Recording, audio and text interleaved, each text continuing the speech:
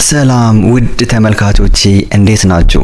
ዛሬ በአዲስ ቪዲዮ ከች ብዬላችኋለሁ። ዛሬ የምናየው እንዴት አድርጌ ተማሪ ሆኜ 3 ነገሮችን ብቻ በመጠቀም 50 ሺህ ብር በወር እንዴት ጄኔሬት እንደማደርግ ነው ዛሬ የምናየው ማለት ነው። ዛሬ የመጣሁት ሞቲቬት ላረጋችሁ ወይም ኢንስፓየር ላረጋችሁ አይደለም።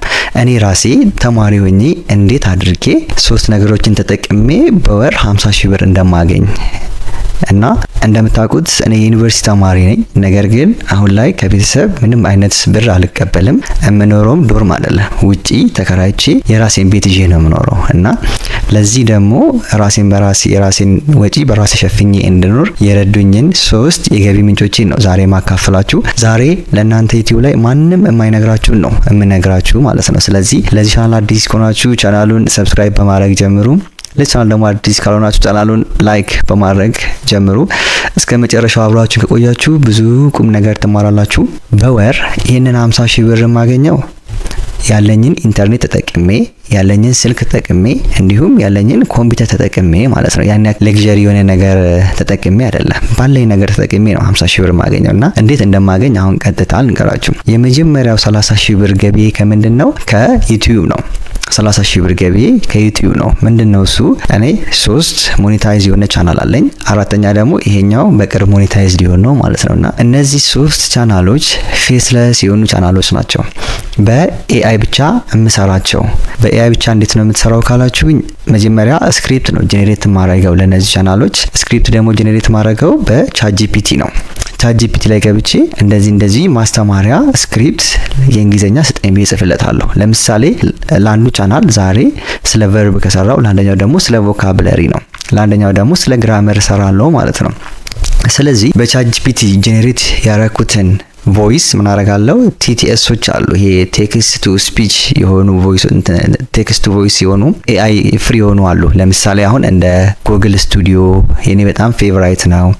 ስፒችማ ምናምን የመሳሰሉ ቴክስት ቱ ስፒች መቀየር የሚችሉ የተለያየ አማራጭ ያላቸው አሉና እነሱን በመጠቀም ወደ ኦዲዮ ቀይረዋለሁ። ከዛ ደግሞ ምን አረጋለሁ? እኔ ካፕከት ላይ ገብቼ ያንን ኦዲዮ ከቴክስት ጋር መሳሰለዋለሁ። የተለያየ ዲዛይን ሰጠዋለሁ። እንደዛ አድርጌ ኤዲት አድርጌ አፕሎድ አደርገዋለሁ። ስለዚህ እንዴት እንደሚሰራ ሌላ ቀን ቪዲዮ ሰራላችኋለሁ። ስለዚህ እኔ ይሄን እንግሊዝኛ ቻናል የመረጥኩት ለምንድን ነው? አርፒኤሙ በጣም ከፍ ያለ ነው። ለምሳሌ አሁን አማርኛ ቻናል ምሰራ አብዛኛው የሚታይልኝ ኢትዮጵያ ውስጥ ነው። ስለዚህ በኢትዮጵያ ኦዲየንስ ደግሞ ቪፒኤን ካልከፈተ ዩቲዩብ አይከፍልም። እንግሊዝኛ ግን ከሆነ የሚታየው የተለያየ ሀገር ነው። ለምሳሌ አሁን እኔ አብዛኛው የሚታየው የት ነው? አሜሪካ ነው። ከዛ ዩናይትድ አረብ ኤሚሬትስ፣ ከዛ ወደ ፓኪስታን ምናምን፣ ህንድ ወደዛ ነው የሚታየው። ምክንያቱም እንግሊዝኛ ለመልመድ ብዙ ጥረት ስለሚያደርጉ ማለት ነው። ለዚህ አርፒኤም ወይንም ክፍያውም በጣም አሪፍ ነው ማለት ነው። እኔ እንደውም ስለማልሰራበት እንጂ በወር ከዚህ በላይ ጄኔሬት ማድረግ እችላለሁ። ነገር ግን ከክላስ ጋር ምናምን ብዙም ያው አይመችም፣ ፈተና አለ ምናምን እና የመጀመሪያው ይሄ ነው።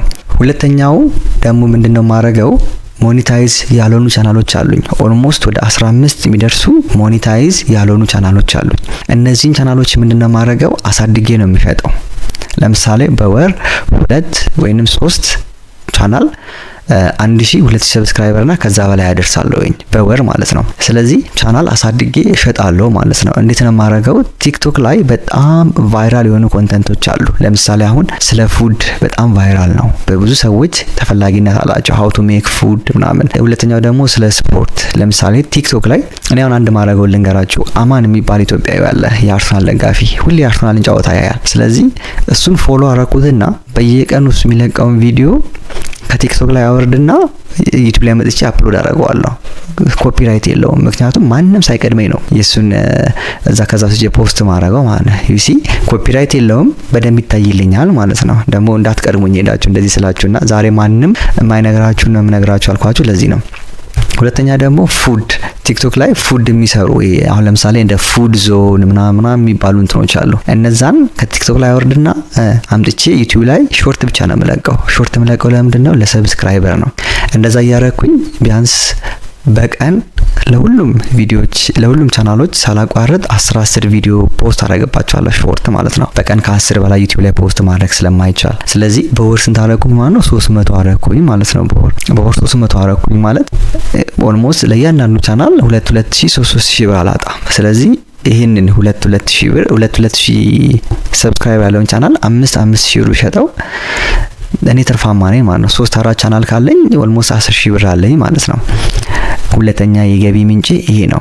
ሶስተኛ የገቢ ምንጭ ደግሞ ምንድነው ማረጋው? ዩቲዩብ ላይ ቫይራል የሆኑ ቪዲዮዎች አሉ። አሁንም እዛ ጋር እንዳልኳችሁ ለምሳሌ ፈኒ ቪዲዮስ፣ ፈኒ ኪድስ በጣም ቫይራል የሆኑ ሾርቶች ማለት ነው። ሴሌብሪቲዎች፣ የተለያዩ ሴሌብሪቲዎች አሉ ዩቲዩብ ላይ። የነዛን የሴሌብሪቲዎች ቪዲዮ ወስድና በራሳቸው ስም ቲክቶክ ላይ አካውንት ከፍታለሁ። አካውንት ከፍትና እዛ ቲክቶክ ላይ በራሳቸው ስም እንኳን ባይሆን ለምሳሌ የሆነ ታዋቂ ሰው ካለ እንትናስ ፈን ለምሳሌ አርሰናል ፈንስ ብዬ ከዩቲዩብ ወስጄ ቲክቶክ ላይ ፖስት አደርጋለሁ ማለት። ስለዚህ ቲክቶክም ብዙ አለኝ 5-6-7 ቲክቶክ አለኝ ማለት። ስለዚህ ምንድነው ማረጋው? ልክ ያ ቲክቶክ 100,000 እና ከዛ በላይ ፎሎወር ሲደርስ እሸጣለሁ። የት ነው የምሸጠው? ኢትዮ ኮምፒውተር ስኩል ላይ ነው የምሸጠው። እና ለነሱ ነግራቸዋለሁ፣ እነሱ ፖስት ያደርጋሉ፣ ከዛ በኋላ እሸጣለሁ ማለት ነው። ስለዚህ እንደዛ አድርጌ ገቢ ያገኘው ማለት ነው። ከምን ገቢ ያገኘው?